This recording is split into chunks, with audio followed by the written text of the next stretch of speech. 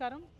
ఇవాళ నిమ్స్ హాస్పిటల్లో మరి నిజామాబాద్కి సంబంధించినటువంటి ఎక్సైజ్ కానిస్టేబుల్ గారు సౌమ్య గారిని చాలా దారుణంగా స్మగ్లర్స్ గంజాయి స్మగ్లింగ్ చేసే ముఠా నిజామాబాద్ నడి పట్టణంలో దారుణంగా కారుతో గుద్ది యాక్సిడెంట్ చేసి మళ్ళీ కార్ రివర్స్ చేసేటప్పుడు కూడా అమ్మాయి శరీరం మీద నుంచి కార్ రివర్స్ చేసుకొని వెళ్ళిపోవడంతో చాలా క్రిటికల్ కండిషన్లో ఇవాళ అమ్మాయి ఇక్కడ నిమ్స్ హాస్పిటల్లో చేరి ఉన్నటువంటి సందర్భాన్ని మనం గమనిస్తూ ఉన్నాం.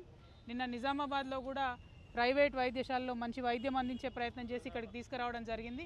ఇక్కడికి వచ్చిన తర్వాత నిమ్స్లో కొద్దిగా ఇంప్రూవ్మెంట్ ఉంది.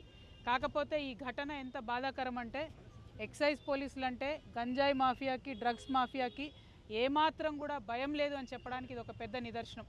మరి ఈ ప్రభుత్వం అధికారంలోకి వచ్చినప్పుడు డ్రగ్స్ ఫ్రీ సమాజంగా చేస్తామని చెప్పారు.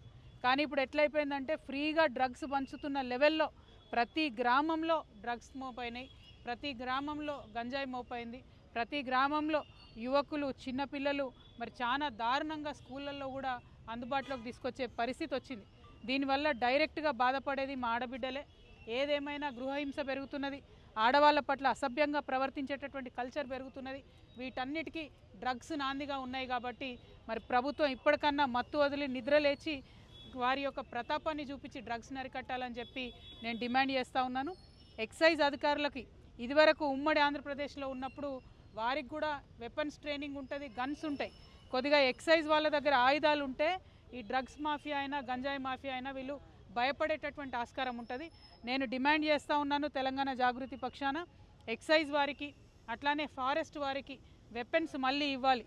వారికి ట్రైనింగ్లోనే వారికి శిక్షణ ఇస్తారు, కానీ వారి దగ్గర వెపన్స్ లేకపోవడంతో ఈ స్మగ్లర్లకు డ్రగ్స్ పెడ్లర్లకు అరాచకాలు ఎక్కువైనాయి. కాబట్టి వెపన్స్ ఇవ్వాలని చెప్పి నేను డిమాండ్ చేస్తున్నాను.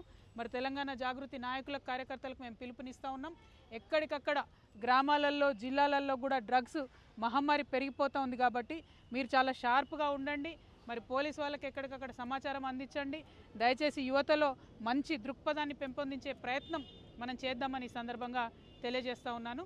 Thank you. జై తెలంగాణ. కండిషన్ క్రిటికల్గా ఉంది. కుటుంబ సభ్యులనైతే నిజామాబాద్ మేము మళ్ళీ ఒకసారి కూడా వారిని ఆదుకుంటాం, జాగృతి తరఫున అండగా నిలబడతామని చెప్పాం. ప్రభుత్వము డిపార్ట్మెంట్ వైద్యం అందిస్తూ ఉన్నారు. కానీ అసలు ఒక గంజాయి స్మగ్లింగ్ చేసే ముఠాకి మేము ఎక్సైజ్ కానిస్టేబుల్ ఢీ కొట్టొచ్చు అనే ధైర్యం వచ్చింది అంటేనే యాటిట్యూడ్ చాలా మారిపోయినట్టు అర్థం, విచ్చలవిడితనం పెరిగిపోయిందని అర్థం. దాన్ని ఖచ్చితంగా